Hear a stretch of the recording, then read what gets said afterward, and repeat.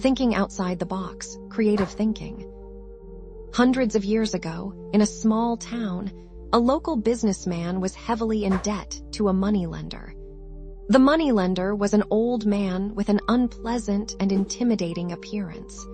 By a twist of fate, this unattractive moneylender had developed an interest in the businessman's daughter. The moneylender decided to offer the businessman a deal. He would erase the debt entirely in exchange for marrying his daughter. Needless to say, the businessman was repulsed by the offer.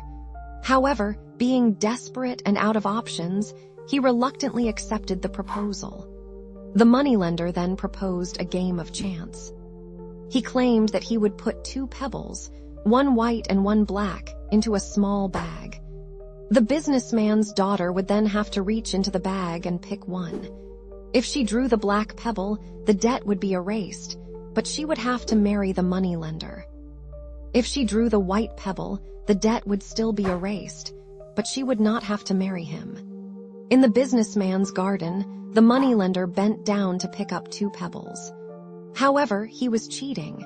He quickly grabbed 2 black pebbles instead of one black and one white, ensuring that the girl would have no chance of escape.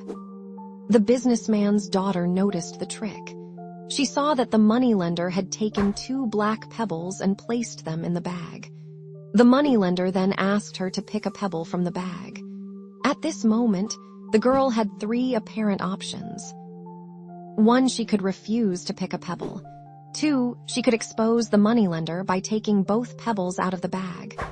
3, she could pick a pebble, knowing it would be black, and sacrifice herself for her father's freedom. Instead, she came up with a brilliant solution. She reached into the bag, took out a pebble, and before looking at it, accidentally dropped it among the other pebbles on the ground. Then she turned to the moneylender and said, "Oh, how clumsy of me. But no worries. We can still figure out which one I picked by looking at the color of the pebble left in the bag." Since the remaining pebble in the bag was black, it was only logical that the one she had picked must have been white.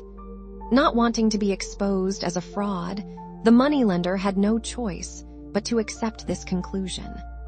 As a result, he was forced to acknowledge that she had drawn the white pebble and therefore had to erase her father's debt without marrying her.